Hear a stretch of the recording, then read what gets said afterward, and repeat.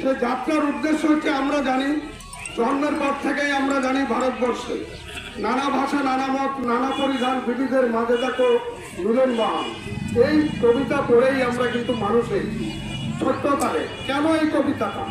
আমরা এই ভারতবর্ষে আন্দোলন, ইংরেজের বিরুদ্ধে লড়াই, সমস্ত জাতি মিলে,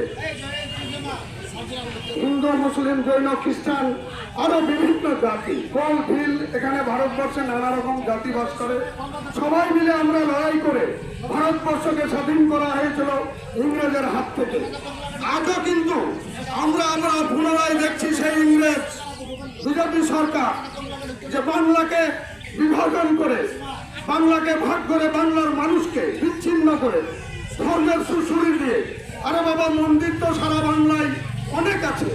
রামের পুজো আজকে হচ্ছে না, রামের পুজো সেই কাল থেকেই হয়, হিন্দু ধর্মের জন্মের পর থেকে।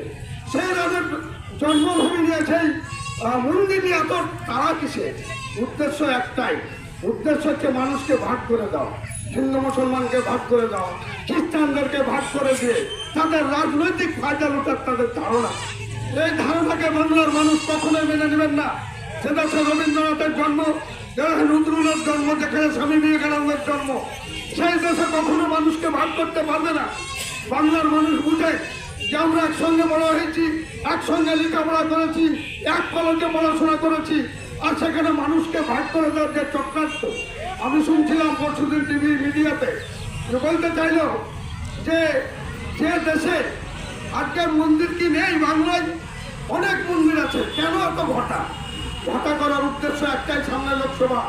সেই মানুষকে ভাগ করে দিয়ে তাদের হিন্দুত্বের ভোটগুলো চাইছে তারা, এবং মুসলিম বা অন্যান্য সম্প্রদায়ের মানুষকে তারা দূরে ছড়ে দিতে চাইছে। এটা কিন্তু বাংলার মানুষ কখনো চায় না। তাই মমতা ব্যানার্জি আজকে ঘোষণা করেছেন যে এই সংগঠিত যাত্রায় সমস্ত ধর্মের মানুষকে নিয়ে পদযাত্রা করে বাংলার মানুষকে আমরা বোঝাতে চাই না, আমরা কখনো ভাগ হব না, আমরা কখনো বিভিন্ন ভাগে ভাগ হব না। আমরা ধর্ম যার যার, উৎসব সবার, আমরা যেভাবে বাংলায় চলছি, আমরা দুর্গা পুজো দেখতে চাই, হিন্দুরা আমাদের ধর্মে আমাদের ঈদ বাকরাইতে তারা আমাদেরকে সম্বর্ধনা জানায়, আমরা সেইভাবে চলবই বাংলায়। তাই বলতে চাইছি আপনাদেরকে যে আমরা ভগবান লাখুয়ের মানুষ, আমরা যেভাবে চলছে এখানে কোনোদিন দাঙ্গা হয়নি, হিন্দু মুসলমানের বিবাদ হয়নি।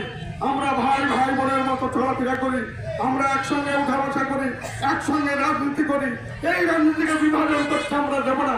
আজকে কংগ্রেস সিপিএম সেই চক্রান্ত জালে পা দিয়ে তৃণমূলকে কি করে খতম করা যায় সেই ব্যবস্থা করছে, বিজেপিকে সাপোর্ট করে। আমরা এটা মানতে রাজি নাই। আমার নেত্রী লড়াই করছে, আমরা তার পাশে আছি, আমরা থাকবো। এই কথা বলে সবাইকে ধন্যবাদ জানিয়ে আমি আমার বক্তব্য শেষ করছি। জয় হিন্দ, বন্দে মাতরম। সূচনা শুনছেন ভারতবর্ষের যে কাঠামো আজকে ঋণগ্রস্ত কাঠামো, একটা মানুষ জন্মগ্রহণ করলে পরে তার 1,60,00,000 টাকা দিয়ে মাথায় ঋণ নিয়ে তাকে জন্মগ্রহণ করতে হয়।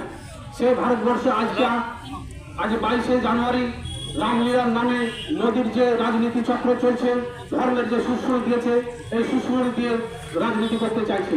আমরা জানি এই ভারতবর্ষে যে চাষি মাতৃদেশ, এই দেশে বাস করে প্রায় 80% চাষি মানুষ। সেই মানুষের কথা না ভেবে যে রামলীলা মন্দির তৈরি করেছে, তাতে কোটি কোটি টাকা খরচ করে করেছে, কিন্তু আজকে যে চাষিরা এসে পাট বিক্রি করতে পারছে না, শস্যর দাম পাচ্ছে না, চাষির যে সারের দাম বৃদ্ধি পাচ্ছে, তেলের দাম যে বৃদ্ধি পাচ্ছে, এই সব নিয়ে মানুষ কিছু মোদী সরকার ভাবছে না। তাই বলবো যে যে সমস্ত জুট মিলগুলো আছে সেগুলোতে যদি কিছু অর্থ ব্যয় করে তাহলে চাষিরা ন্যায্য ফসলের দাম পায়, কিন্তু সেগুলো না করে তিনি ধর্মের নামে রাজনীতি করছেন। তাই বলবো বন্ধু, আপনারা যে সামনে 24শে লোকসভা ভোট, এই লোকসভা ভোটে আমরা তাকে উচিত শিক্ষা দেবো। গ্রাম বাংলার মানুষ আমরা, চাষি মানুষ আমরা, খেটে খাওয়ার মানুষ আমরা, তাকে উচিত শিক্ষা দেবো, তাকে দিল্লি থেকে সাগরে তুলে ফেলে দেবো। এই কয়েকটি কথা বলে আমি আমার এই সংক্ষিপ্ত বক্তব্য শেষ করলাম। তৃণমূল কংগ্রেস জিন্দাবাদ, মমতা ব্যানার্জি জিন্দাবাদ, অভিষেক ব্যানার্জি জিন্দাবাদ।